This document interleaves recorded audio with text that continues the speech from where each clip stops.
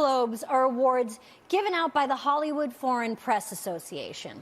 The Hollywood Foreign Press Association is made up of around 90 international no-black journalists who attend movie junkets each year in search of a better life.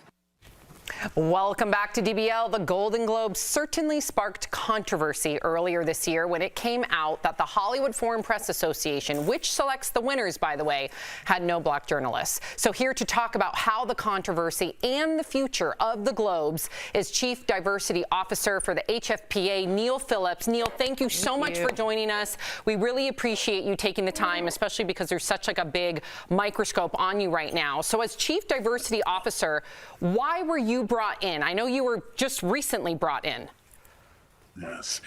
Well, I was just recently brought in, and I was brought in to help the HFPA really continue and solidify the organization's commitment to transforming. The criticisms that were levied upon the organization several months ago, in part because it didn't have any black members, was fair. It was well earned and well deserved criticism.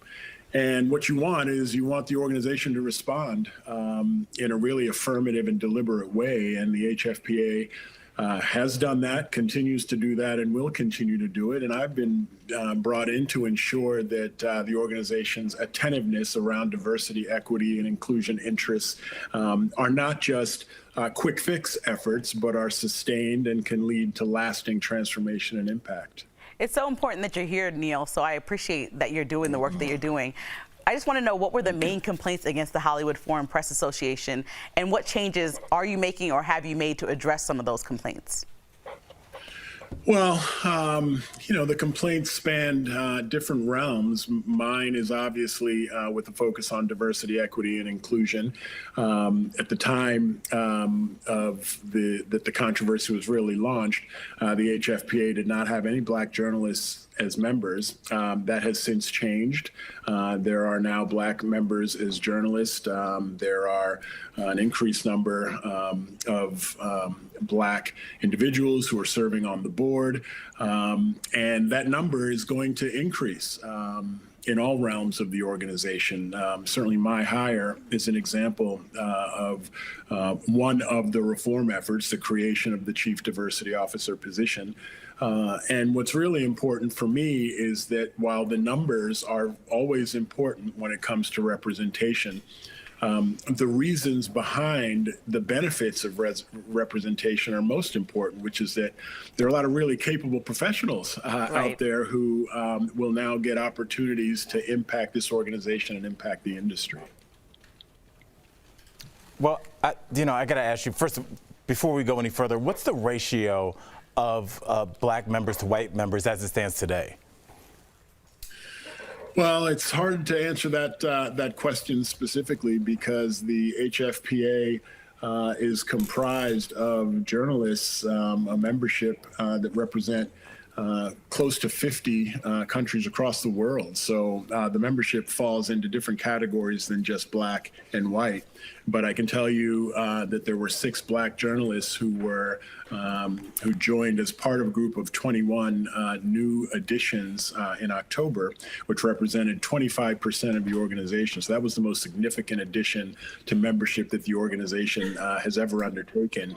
And the numbers are going to continue to expand in terms of total membership, but also black journalists. We're going to address that head on. And also, when you guys hire me, that's going to get that. Stop. I have an opportunity to pitch myself for a gig. I'm going to take it. All right. Sorry, Neil. Just, you know what, Neil? At Al Jackson on Twitter. Go ahead, Paige. Ask around. That's what I said. You all don't seem surprised by that statement. No, we get a doctor on the show, Neil. All of a sudden, he's a doctor. He's a doctor. Dr. Dre's a doctor? No, he's not. Okay. He has no license. All right, I got to get this question. First of all, lovely to meet you. I'm so excited to see that they're making progress. Some stars, though, like Scarlett Johansson and Tom Cruise, and those are like big stars, are boycotting the Globes. All right, Neil, what's your plan to win them back? Well, I just don't see my role, my job as being to win them back. I certainly hope that their impression of the organization evolves over time, and that they take the time to really see and understand the work that has been and continues to be done. Whenever you look at an organization that is suffering from and misstepping in terms of underrepresentation, you have to look at the structure and the overall operations of the organization. And so when I saw that the HFPA was making changes at the structural level to governance, policy and procedure, to eligibility criteria, to the creation of this position that I now hold, to expanding outreach, I said, this is an organization who is doing this the right way. They've been called out, and they are now responding by looking at the deep sort of roots and essence of the organization and making changes at that level. To me, those changes at that level are going to bear fruit over time, and transformation is not just going to be seen, but it's going to be felt. And at that point, it's my hope that folks will say, hey, this is what we want. When organizations misstep, or individuals, we need to give them a path to redeem themselves, and we need to give them a path to become better. That's what we should want. So as people see that the HFPA is doing that, it's my hope that they'll continue to join in all the brilliance that is the Golden Globes. Nice. So Neil, listen, I love that you're the action behind their words that needed to occur. How a lot of viewers are, just like some of these celebrities are trying to flex or protest by what they view, right? So you've lost a lot of viewers. How do you plan on earning those viewers back? Yeah, well, I think, the important thing for any organization that is trying to transform is you've got to get back to doing the business and the work that defines who you are and what you do. The Golden Globes, this is going to be the 79th year of presenting the Golden Globes. This is not a new organization. This is a long historied organization of impact. The impact stretches beyond the presentation of the awards. There's a significant amount of philanthropic contribution that has been made over the years, $50 million that have gone into the cultivation of creatives, through different organizations, different partnerships, different internships. That's just a tremendous amount of impact.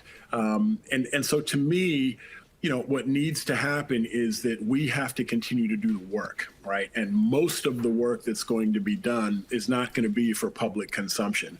The truth of it is the public's not interested in governance policy, is not interested in eligibility criteria. They're interested in the awards. And the more our efforts sink in and impact who we are as an organization, it's going to have great impact on the outcomes of nominations and awards. And it's also Neil, going to impact we got a heart out. I hate to interrupt you. We appreciate you. We hope you can come back. Yes. Thank you for taking the time. I look forward to working with you soon. It's been a pleasure. Thank you. Thank you. Thank you.